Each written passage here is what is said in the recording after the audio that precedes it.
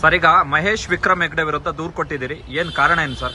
ಮತಗಳ್ಳತನದ ವಿರುದ್ಧ ನಮ್ಮ AICC ಅಧ್ಯಕ್ಷರಾದ ಮಾನ್ಯ ಖರ್ಗೆ ಸಾಹೇಬರು, ನಮ್ಮ ವಿರೋಧ ಪಕ್ಷದ ನಾಯಕರಾದ ರಾಹುಲ್ ಗಾಂಧಿಯವರು ಮತ್ತು ಪ್ರಿಯಾಂಕಾ ಗಾಂಧಿಯವರು ಮತ್ತು ಹಲವಾರು ವಿರೋಧ ಪಕ್ಷಗಳು ಏನು ನಮ್ಮ ಎಲೆಕ್ಷನ್ ಕಮಿಷನ್ ಆಫ್ ಇಂಡಿಯಾ ಚುನಾವಣಾ ಆಯೋಗ ಏನು ಮತಗಳ್ಳತನ ನಡೆದಿದೆ ಅಂತ ಕ್ಲೀನಾಗಿ ಪ್ರೆಸೆಂಟೇಷನ್ ಕೊಟ್ಟಿದ್ದಾರೆ. ರಾಹುಲ್ ಗಾಂಧಿಯವರು ಡೆಲ್ಲಿಲೂ ಕೂಡ ಪ್ರೆಸ್ ಕಾನ್ಫರೆನ್ಸ್ ಮಾಡಿದ್ರು, ಇಲ್ಲೂ ಕೂಡ ಬಂದು ಜನಗಳಿಗೆ ಅವೇರ್ನೆಸ್ ಸೃಷ್ಟಿ ಮಾಡ್ತಾ ಇದ್ದಾರೆ.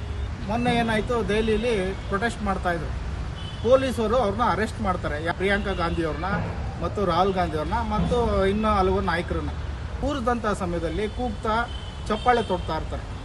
ಸೊ ಇದನ್ನೇನು ಮಾಡಿದ್ದಾರೆ, ಈ ವಿಡಿಯೋನ ಎತ್ಕೊಂಡು ಸೋಷಿಯಲ್ ಮೀಡಿಯಲ್ಲಿ ನನಗೆ ಅನುಮಾನವಿದೆ, ಇದು ಯಾರು ಎಂದು ಅನುಮಾನವಿದೆ, ಈ ರೀತಿ ಒಬ್ಬ ಸಂಸದೆನ, ಒಬ್ಬ ಹೆಣ್ಣು ಮಗಳನ್ನು, ಇನ್ನೊಂದು ಆ ಕಮೆಂಟ್ಗಳಲ್ಲಿ ನೋಡಬೇಕು, ತೃತೀಯ ಲಿಂಗಿ ಅದು ಇದು ಅಂತ ಕೆಟ್ಟದಾಗಿ ಕಮೆಂಟ್ ಆಗ್ತಾ ಇದ್ದಾರೆ. ಇದೇನಾ ಸಂಸ್ಕೃತಿ?